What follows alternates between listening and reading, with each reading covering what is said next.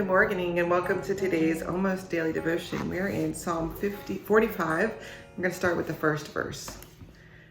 A marvelous word has stirred my heart as I mentioned my works to the king.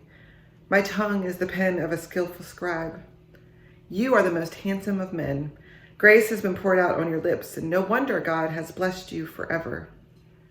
Your divine throne is eternal and everlasting. Your royal scepter is a scepter of justice. You love righteousness and hate wickedness. No wonder God, your God, has anointed you with the oil of joy more than all your companions. All your clothes have the pleasing scent of myrrh, aloes, and cinnamon. The music of stringed instruments coming from ivory palaces entertains you. The royal princess is standing in your precious jewels. The queen stands at your right, dressed in the gold of Ophir. This is an interesting psalm. We don't think about it as a God psalm in this kind of language. We don't think about talking about God with this kind of language. And it's really not, that's not really a psalm to God. It's not a song written by a loyal religious person to the King of Heaven. This is a human person writing a psalm to a king, explaining why God has blessed him. And if you're American especially, this language, this kind of language towards someone in power should make you uncomfortable, right? We don't talk about people in power like that because we have this allergic reaction to the idea of over adoration of a person. Because it's true that if you're overly adored, if you're too attached, if you don't see the downsides of someone, that leads quickly to tyranny, that leads quickly to an authoritarianism that we're uncomfortable with. So this psalm sits uncomfortably with us because we don't write poems of adoration to, the mayor of our town, usually.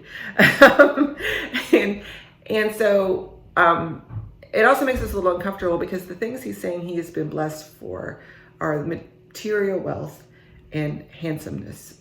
The king is blessed by God with material wealth and handsomeness.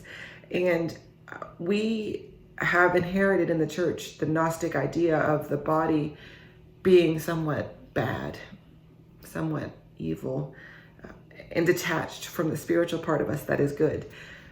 And the truth is that's not just in the church. The truth is you can go on YouTube and find hundreds of thousands of, not millions of videos telling you how to discipline your body or treat your body differently or change this thing about your body or put your makeup on this way so your body looks a different way or cut your diet so that you could exercise more and get muscle bound and be one of those guys at the gym. And so we're taught over and over and over again that there's something wrong with our body. And so the idea of God blessing us with our bodies, even in their altered, even in their not so handsome state sometimes, that God blesses us with bodies and with material things. We have a hard time with that because we're taught not to do that. But what we miss out on when we don't appreciate the blessings of our bodies, whatever they look like, or when we don't appreciate the way God has blessed us with material things like houses to live in and cars to live with, is how dependent we are on God as the ultimate authority. And we forget to be thankful for what we have. And no, your body may not look like that Instagram influencer. Your body may not look like the YouTuber. You may go on endless diets and your body will never look like what you think it should look like. But you have a body and God has blessed you with that. And you have health and God has blessed you with that probably. And maybe you aren't so healthy and that makes it hard to see the blessings.